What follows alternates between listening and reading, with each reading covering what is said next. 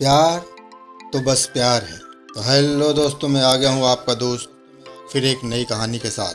तो दोस्तों, मेरी ये कहानी अगर आपको पसंद आए तो कमेंट्स करके ज़रूर बताइएगा दोस्तों, और लाइक शेयर करना मत भूलिएगा। तो चलिए कहानी शुरू करते हैं।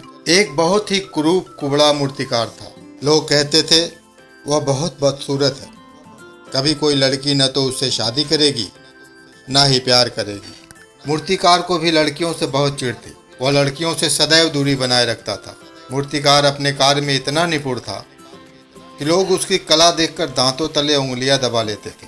उसकी बनाई मूर्तियां ऐसी सजीव लगती थी कि लगता था अब भी बोल उठेंगी। एक दिन मूर्तिकार अपने किसी मित्र के यहाँ किसी फंक्शन में गया था, तो अचानक उसकी नाक से बहुत तेज गंध टकराई। गंध ऐसी थी कि मूर्तिकार पर नशा सा छाने लगा। मूर्तिकार ने घूमकर देखना चाहा कि गंध कहाँ से आ रही है। तभी एक युवती मूर्तिकार के निकट से गुजर गई। गंध उसी के शरीर से आ रही थी। मूर्तिकार उस युवती की सिर्फ पीठ ही देख पाया, चेहरा न देख सका। युवती फंक्शन की भीड़ में खो गई और फिर दोबारा उसे दिखाई नहीं दी।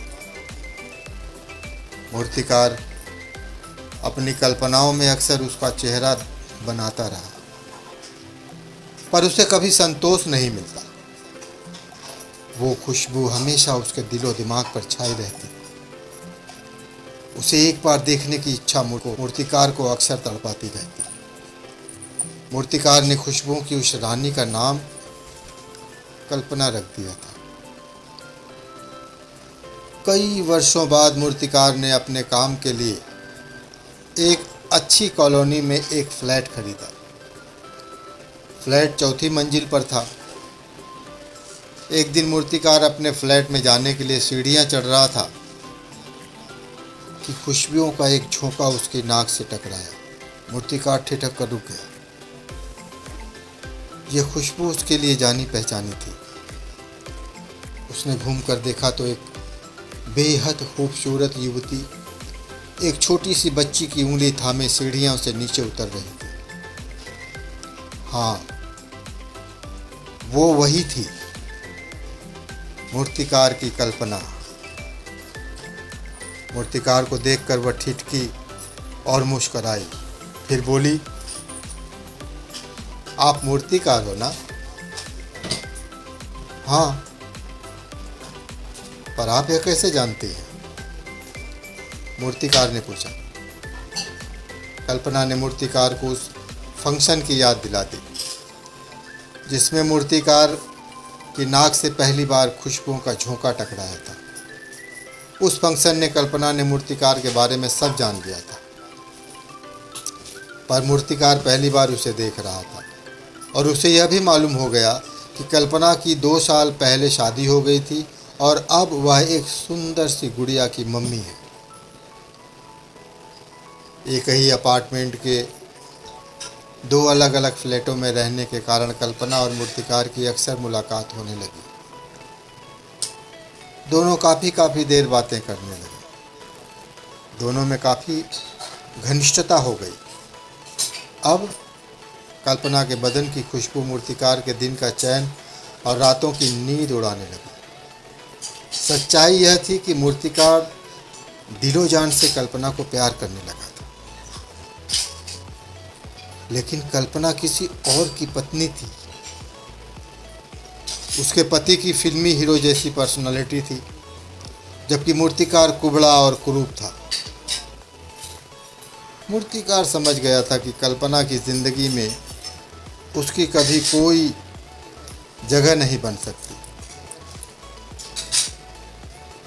उसने अपना फ्लैट बेच दिया और बहुत दूर किसी और कॉलोनी में जाकर रहने लगा। मूर्तिकार को कल्पना से दूर जाकर भी चैन नहीं मिला। सुबह उठते ही उसे सबसे पहले ख्याल कल्पना का आता। दिन में काम करते करते भी हजारों बार कल्पना का अक्ष, कल्पना की तस्वीर मूर्तिकार की आंखों के सामने नाच होती। कल्पना के बदन की खुशबू, उसकी हंसी, उसकी मुस्कुराहट, उसकी आवाज़ मूर्तिकार को बेचैन और परेशान करती, तो कभी कभी रो पड़ता था मूर्तिकार।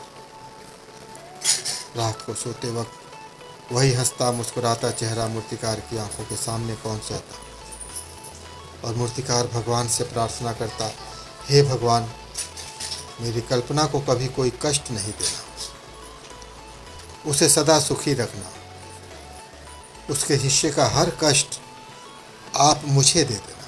मूर्तिकार चाहता था कल्पना का ख्याल हमेशा के लिए उसके दिलो दिमाग से निकल जाए, पर जितना वह कल्पना को भुलाना चाहता उतना ही कल्पना की यादें, उसकी बातें, उसकी मुस्कान, उसकी हंसी, उसके बदन की खुशबू से तड़पाती थी। अपने मन की शांति के लिए मूर्तिकार अपने खाली वक्त में अक्सर कल्पना की छोटी बड़ी मूर्तियां बनाने लगा, किंतु बेजान मूर्तियों को देखकर उसे चैन नहीं मिलता। एक दिन वह अपनी बनाई हुई कल्पना की मूर्ति देख रहा था, तभी उसके दिल में यह बात आई कि क्या ही अच्छा हो यदि इस मूर्ति में प्राण आ जाए। एक बार यह बात दिल में आई तो रोज रोज परेशान करने लगी। धार्मिक स्वभाव के मूर्तिकार ने यह शक्ति हासिल करने के लिए विष्णु भगवान की कड़ी तपस्या करनी शुरू कर दी। अब भगवान तो भगवान है, किसी की वर्षों की तपस्या और भक्ति पर भी नहीं प्रसन्न होते। मूर्तिकार पर जल्दी ही प्रसन्न हो गए, प्रकट हुए और बोले, कहो भक्त, कैसे याद किया? मूर्तिकार बोला, प्रभु, मैं एक मूर्तिकार हूँ। आपने मुझे ऐसी कला प्रदान की है कि जो भी मूर्ति बनाता हूँ एकदम सजीव लगती है, पर मैं सचमुच सजीव मूर्तियाँ बनाना चाहता हूँ। मैं चाहता हूँ कि मैं जो भी मूर्ति बनाऊँ उनमें प्राण भी फूंक सकूँ। भगवान हंसे। मूर्तिकार, प्राण लेना और प्राण देना तो विधाता का काम है, तुम क्या विधाता बनना चाहते हो? मूर्तिकार बोला, नहीं प्रभु, मैं तो बस सजीव मूर्तियां बनाना चाहता हूँ। पर सजीव मूर्तियां क्यों बनाना चाहते हो? भगवान ने कहा, अभी जो मूर्तियां तुम बनाते हो उन्हें मोटे दामों पर बेचते हो, खूब धन कमाते हो, पर जब मूर्तियां सजीव इंसान बन जाएंगी तब क्या तुम उन्हें बेच पाओगे? मूर्तिकार तुरंत ही कुछ भी न कह सका। तब भगवान स्वयं ही फिर से बोले, मुझे मालूम है तुम एक स्त्री से बेपनाह प्यार करते हो, किंतु वह तुमसे प्यार नहीं करती। तुम उसकी मूर्ति बनाकर उसमें प्राण फूंकना चाहते हो, फिर तुम उस मूर्ति से प्यार करना चाहते हो। मूर्तिकार ने सर झुका लिया। भगवान से भला क्या छिपा सकते हैं? भगवान फिर बोले, तुम्हारे दिल की हालत समझकर मैं तुम्हें एक मंत्र बताता हूँ, जिसके द्वारा तुम किसी भी एक मूर्ति में प्राण फूंक सकोगे। मंत्र पढ़ते ही मूर्ति जीती जागती इंसान बन जाएगी, किंतु सिर्फ एक दिन के लिए। सिर्फ एक दिन के लिए ही वह इंसान रहेगी। ठीक 24 घंटे बाद वह फिर से मूर्ति बन जाएगी और यह मंत्र भी सिर्फ एक ही बार काम करेगा। यह कहकर भगवान ने मूर्तिकार को वह विशेष मंत्र बताया और अंतर्ध्यान हो गए। मूर्तिकार की प्रसन्नता का ठिकाना न रहा। उसने उसी दिन से कल्पना की एक मूर्ति बनानी शुरू कर दी। दिन रात मेहनत करके कुछ ही महीनों में मूर्तिकार ने कल्पना की बेहद शानदार मूर्ति तैयार की। मूर्ति इतनी खूबसूरत थी कि जो भी देखे देखता रह जाए। सच्चाई यह थी कि मूर्ति असली कल्पना से भी बहुत ज़्यादा खूबसूरत थी। मूर्ति तैयार होने के बाद मूर्तिकार उसमें प्राण फूंकने ही वाला था कि उसके दिल में एक विचार आया, क्यों न वह कल्पना को भी बुला ले और उसी के सामने मूर्ति में प्राण फूंके। मूर्तिकार कल्पना के घर गया, किंतु वहाँ जब उसने कल्पना को देखा तो बहुत दुखी हो गया। कल्पना बीमार थी, पर उसके चेहरे की चमक, उसकी मुस्कुराहट, उसकी हंसी, सब कुछ वैसी की वैसी थी। पर वह बहुत दुखी थी और लगता था वह बहुत पीड़ा में है। मूर्तिकार वापस अपने ठिकाने पर लौट आया। उसने अपनी बनाई मूर्ति को देखा। मूर्ति बहुत खूबसूरत थी, पर उसे बेहद नकली लगी। असली कल्पना से मिलकर जो आ रहा था। मूर्तिकार ने मूर्ति में प्राण नहीं फूके, उसे एक चादर से ढक दिया। वक्त बीता। मूर्तिकार ने एक विशाल स्टूडियो बना लिया और वहाँ लोगों को मिट्टी और पत्थर की कलाकृतियाँ बनाना सिखाने लगा। उसके पास विश्व के कोने कोने से मूर्तियाँ बनाने के ऑर्डर आते, जिसे वह और उसके शिष्य मिलकर पूरा करते थे। लेकिन कल्पना को मूर्तिकार अभी भी भूल नहीं पाया था। कल्पना की मूर्ति आज भी उसके स्टूडियो के व्यक्तिगत कक्ष में एक कोने में चादर से ढकी रखी थी। मूर्तिकार के शिष्यों में से एक शिष्य था कृष। कृष के हाथों में जादू था। कृष को राधा नाम की सुंदर युवती से बेहद प्यार था। वह अपने मूर्तिकार गुरु से अक्सर राधा के बारे में बहुत सारी बातें करता रहता है। मूर्ति बनाने में कृष की निपुणता देखकर मूर्तिकार बहुत प्रसन्न होता। कृष की बनाई मूर्तियों में उसे कभी कोई दोष नहीं दिखाई देता था। मूर्तिकार को कृष में अपनी ही छवि नजर आती थी। एक दिन मूर्तिकार ने विदेश से मिले एक ऑर्डर को पूरा करने का काम कृष को सौंपा। कृष को अमेरिका के एक अरबपति की स्वर्गवासी प्रेमिका की मूर्ति बनानी थी। तस्वीरों की एक पूरी एल्बम कृष के हाथ में था, किंतु कृष बार बार गलती कर रहा था। उसके सधे हुए हाथ छेनी हथौड़ों का सही इस्तेमाल नहीं कर पा रहा था। मूर्तिकार ने जब इसका कारण पूछा तो कृष रो पड़ा और बोला, राधा उससे प्यार नहीं करती, वह उसे केवल अपना दोस्त मानती है। उसका कोई बॉयफ्रेंड है और वह उसी से शादी करेगी। मूर्तिकार गंभीर हो गया। उसने एक नज़र कोने में चादर से ढकी कल्पना की मूर्ति पर डाली, फिर मुस्कुराया और कृष से बोला, तुम्हें राधा क्यों पसंद थी? कृष तुरंत ही कोई जवाब नहीं दे सका। तो मूर्तिकार ने फिर पूछा, तुम्हें राधा के शरीर का कौन सा हिस्सा बहुत पसंद था? सब कुछ। मुझे राधा का सब कुछ पसंद था, कृष ने कहा। ऐसा नहीं होता कृष, मूर्तिकार बोला। जब कोई एक पुरुष किसी एक स्त्री से प्यार करता है तो यह जरूरी नहीं होता कि उसे स्त्री का सब कुछ बेहतरीन लगता। अच्छा बताओ, तुमने राधा के पैर देखे हैं? हाँ, घुटनों से नीचे के तो अच्छी तरह देखे हैं, कृष ने कहा। तो बताओ कैसे पैर हैं? कैटरीना कैफ जैसे, या दीपिका पादुकोणे जैसे, या किसी और के पैरों जैसे? नहीं, उसके पैरों में हल्के हल्के बाल हैं, जैसे मर्दों के पैरों में होते हैं, कृष ने बताया। इसका मतलब है उसकी कमर जरूर पतली और छरहरी होगी, जैसे दीपिका या कैटरीना की है, या जैसे शादी से पहले करीना कपूर की होती थी, मूर्तिकार ने पूछा। नहीं, उसकी कमर वैसी पतली नहीं है।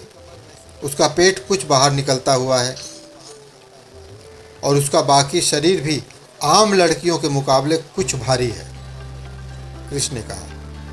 अच्छा, तो फिर उसके चेहरे की खूबसूरती बेमिसाल होगी। जरूर वह जवान हेमा मालिनी जैसी ड्रीम गर्ल होगी, या फिर ऐश्वर्या राय या सुष्मिता सेन से भी खूबसूरत चेहरा होगा उसका। मूर्तिकार ने अपनी बात कह कृष के चेहरे पर नजर गड़ा दी। नहीं, ऐसा कुछ नहीं है, कृष कुछ अनमना और नाराज सा होते हुए बोला। तो फिर कोई तो बात होगी जो तुम्हें वह बहुत पसंद है। तुम उसे प्यार करते हो, मूर्तिकार ने कहा। मुझे उसकी हर बात पसंद है, मैं उससे प्यार करता हूँ, कृष्णेश्वर में बोला। प्यार करते हो यह तो ठीक है, पर उसकी हर बात अर्थात कौन कौन सी बात तुम्हें पसंद है, जरा अच्छी तरह सोच कर बताओ। समझ लो तुम अपने गुरु से नहीं, एक दोस्त से बात कर रहे हो, मूर्तिकार बोला। मुझे उसका हंसना, बोलना, मुस्कुराना बहुत पसंद है। जब वह बातें करती है तो दिल चाहता है वह बोलती ही रहे और मैं सुनता रहूं। मैं उसके बिना जिंदा नहीं रह सकता, कृष्ण ने कहा। पर वह तुमसे प्यार नहीं करती, किसी और से प्यार करती है। इसका मतलब है वह जिससे प्यार करती है वो तुम्हारा प्रतिद्वंदी, तुम्हारा दुश्मन हुआ। यदि तुम अपने दुश्मन को जान से मार दो तो क्या वह तुमसे शादी कर लेगी? पर गुरुजी, राधा के प्रेमी को मारने पर मैं पकड़ा भी तो जा सकता हूं।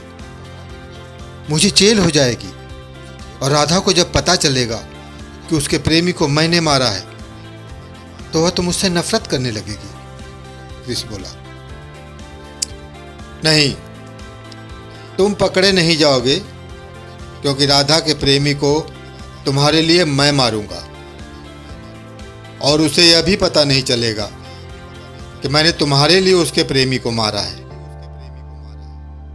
पर उसके बाद क्या वह तुमसे शादी कर लेगी? मूर्तिकार ने पूछा। कृष सोच में डूब गया। हाँ या ना वह कुछ भी न कह सका। एक और आइडिया है, क्यों न राधा को ही जान से मार दिया जाए। वह तुम्हारी ना हो सके तो किसी की भी ना हो सके। आजकल प्यार में ज्यादातर सनकी आशिक ऐसा ही तो करते हैं। मैं समझता हूं तुम्हें भी राधा को जान से मार देना चाहिए, मूर्तिकार बोला।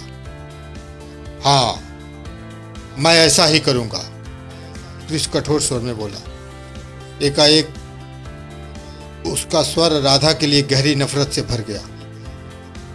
पर क्रिस, फिर तुम जिंदा कैसे रहोगे?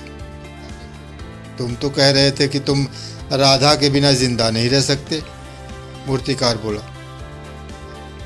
मैं खुद को भी मार लूंगा, कृष्ण ने कहा। उससे क्या होगा? राधा को मारकर तुम राधा के परिवार को दुखी करोगे और खुद को मारकर अपने परिवार को। मरने के बाद शरीर और आत्मा का कोई आपस में रिश्ता नहीं रह जाता। यदि राधा को मारकर तुम अपने आप को मारोगे तो भी, और राधा को बिना मारे खुद को मारोगे तो भी, मरने के बाद जब तुम्हें राधा और उससे संबंधित कोई बात याद ही नहीं रहनी तो तुम राधा को क्यों मारना चाहते हो? अच्छा, मान लो तुम्हारी राधा से शादी हो जाती है और शादी के बाद तुम्हारे घर में आग लग जाती है और उसमें राधा काफी जल जाती है या मर जाती है, तो क्या तुम्हें दुख नहीं होगा? दुख होगा, बहुत दुख होगा, कृष्ण ने कहा। मतलब वह तुम्हारी पत्नी होगी तो तुम्हें उसके जलने, मरने या बीमार पड़ने पर भी दुख होगा, किंतु वह किसी और की पत्नी बन जाती है तो तुम्हें उसे मारकर भी दुख नहीं होगा। यह कैसा प्यार है कृष्ण, मूर्तिकार ने कहा। कृष्ण बोला, इसका मतलब है तुम राधा को पाना चाहते हो, उसे अपना बनाना चाहते हो, उसे हासिल करना चाहते हो, मूर्तिकार ने प्रश्न किया। हाँ, मैं राधा को पाना चाहता हूं, उसे हासिल करना चाहता हूं। मन का सच कृष्ण की जुबान पर आ गया। ठीक है, मैं तुम्हें राधा को हासिल करने का मौका उपलब्ध कराऊंगा, किंतु सिर्फ एक दिन के लिए, मूर्तिकार ने कहा। पर इसके लिए तुम्हें राधा की एक मूर्ति बनानी होगी, ऐसी मूर्ति जो एकदम सजीव सी लगे। बना सकोगे? बना सकोगे ऐसी मूर्ति? मूर्तिकार ने प्रश्न किया। अवश्य बना सकूंगा, कृष्ण ने कहा।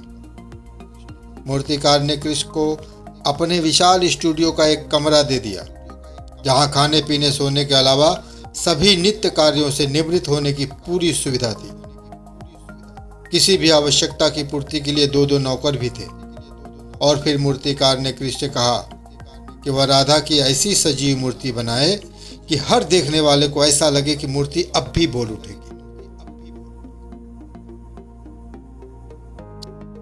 कृष्ण दिन रात काम में लग गया। राधा की मूर्ति बनाने का एक जुनून सा छा गया था उस पर। आखिर वह दिन भी आया जब मूर्ति बनकर तैयार हो गई। कृष्ण ने अपने गुरु मूर्तिकार को बुलाया और मूर्ति दिखाई। सचमुच बड़ी ही नायाब मूर्ति थी। देखते ही लगता था जैसे अब भी बोलने लगेगी, बात करने लगेगी। बहुत खूब कृष्ण, मूर्तिकार ने पूछा, तुम अपनी कला से पूरी तरह संतुष्ट हो? मूर्तिकार ने पूछा। हाँ, कृष्ण ने कहा। ठीक है, तुम अच्छी तरह स्नान करके आओ। तब तक मैं इस मूर्ति में तुम्हारी राधा के शरीर और उसकी आत्मा को बुलाता हूं।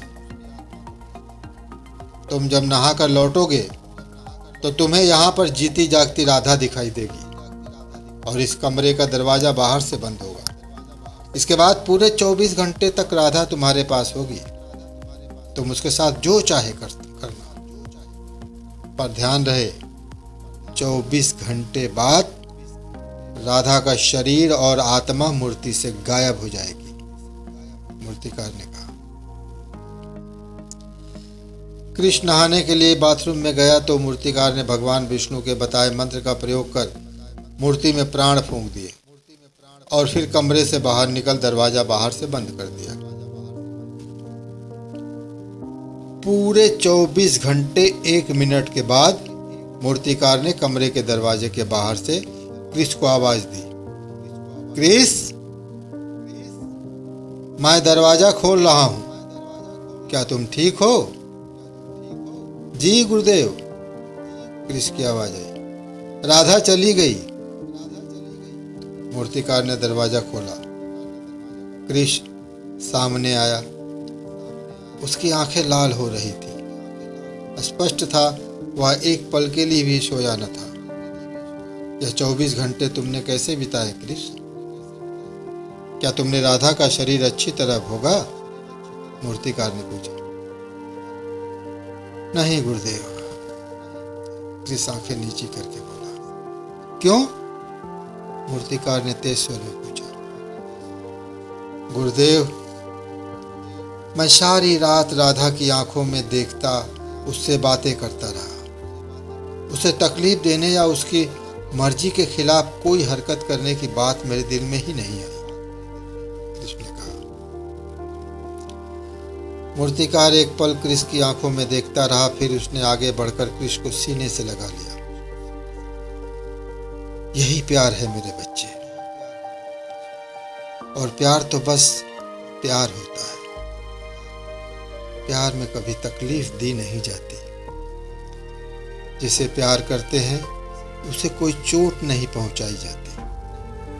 हम जिससे प्यार करते हैं उसके सुख में सुखी और उसके दुख में दुखी नहीं होते तो हमारा प्यार प्यार नहीं, ढोंग है, वासना है, शारीरिक भूख है, स्वार्थ है, प्यार नहीं है। और अचानक मूर्तिकार की आंखों में आंसू आ गए। आप रो रहे हैं गुरुदेव? कृष्ण ने पूछा। हाँ, अचानक मुझे अपना प्यार याद आ गया। मूर्तिकार कृष्ण को स्टूडियो के उस कोने में ले गया जहां कल्पना की मूर्ति एक चादर से ढकी थी। मूर्ति पर से चादर उठाकर मूर्तिकार ने कहा, ये मेरी कल्पना है जिससे मैं पागलपन की हद तक बेपनाह प्यार करता था, और मैंने भगवान से वरदान प्राप्त किया था कि किसी एक मूर्ति में मैं 24 घंटे के लिए प्राण फूंक सकता हूं। तब मेरे मन में अहंकार जागा और मैंने निश्चय किया कि कल्पना को किसी भी बहाने से अपने स्टूडियो में बुलाकर उसके सामने ही अपनी बनाई कल्पना की मूर्ति में प्राण फूंकूंगा और उसे दिखाऊंगा कि वह बेशक मुझे प्यार न करे, मैं उसे बनाकर उससे प्यार कर सकता हूं। पर जब मैं उसके घर पहुंचा, वह बहुत बीमार थी और पीड़ा से तड़प रही थी। उसकी तकलीफ से मैं तड़प उठा। मेरे मन ने भगवान से प्रार्थना की कि हे भगवान, कल्पना को बिल्कुल ठीक कर दो, उसकी सारी पीड़ाएं मुझे दे दो और उसे भला चंगा स्वस्थ कर दो। अपने स्टूडियो में आकर मैंने कल्पना की मूर्ति में प्राण नहीं फूंके, बल्कि उसे हमेशा के लिए एक चादर से ढक दिया। क्रिस, मैं समझ गया था कि कल्पना मुझसे प्यार करे या न करे, मैं उससे प्यार करने लगा हूं, सच्चा प्यार। और अपनी अय्यासी के लिए अथवा उसे पाने की जिद पूरी करने के लिए भी मैं उसे जरा सी भी तकलीफ नहीं दे सकता। क्रिस, यह शरीर नश्वर है, एक न एक दिन हर शरीर को नष्ट होना ही है। सुंदर से सुंदर शरीर भी कभी भी किसी दुर्घटना का शिकार होकर विकृत हो सकता है। इसलिए प्यार करना हो तो इंसान से प्यार करो, उसकी अच्छाइयों से प्यार करो। कुछ क्षणों के मनोरंजन या अपनी खुशी के लिए किसी के तन और मन को कष्ट देना प्यार नहीं है। प्यार तो बस प्यार है, और यह एक ऐसा सुंदर एहसास है जिसका मुकाबला दुनिया की अन्य कोई अनुभूति नहीं कर सकती। क्रिस, जानते हो, मूर्ति में प्राण फूंकने से पहले मैंने तुम्हें स्नान करने के लिए क्यों भेजा था?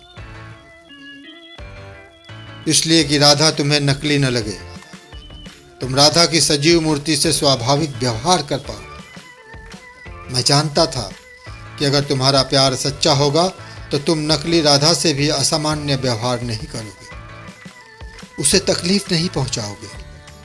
क्रिस, प्यार किसी के शरीर को पाने का नाम नहीं है, किसी के दिल और दिमाग में बस जाने का नाम है। मैं अपना प्यार अपनी कल्पना को नहीं पा सका, किंतु मुझे मालूम है आज भी मैं एक अच्छे इंसान और एक अच्छे दोस्त के रूप में उसके दिल में जिंदा होऊंगा। तुम भी अपने अच्छे व्यवहार से राधा के दिल और दिमाग में एक अच्छे इंसान और एक अच्छे दोस्त बनकर जिंदा रहो।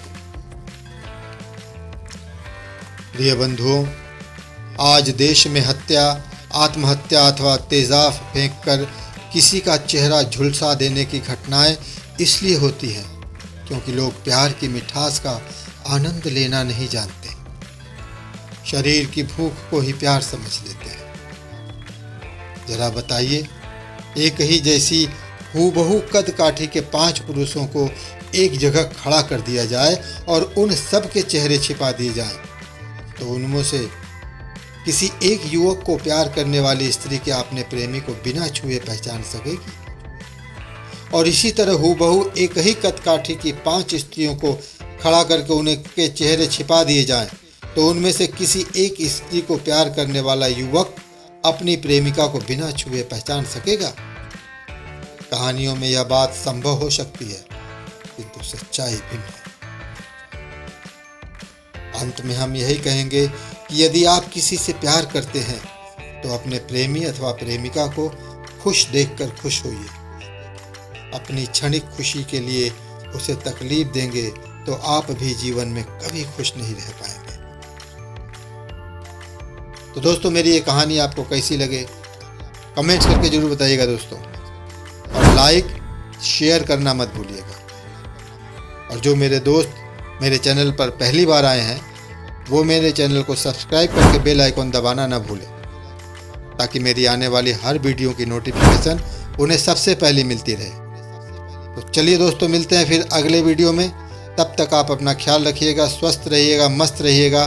जय भारत, जय हिंद, वंदे मातरम दोस्तों।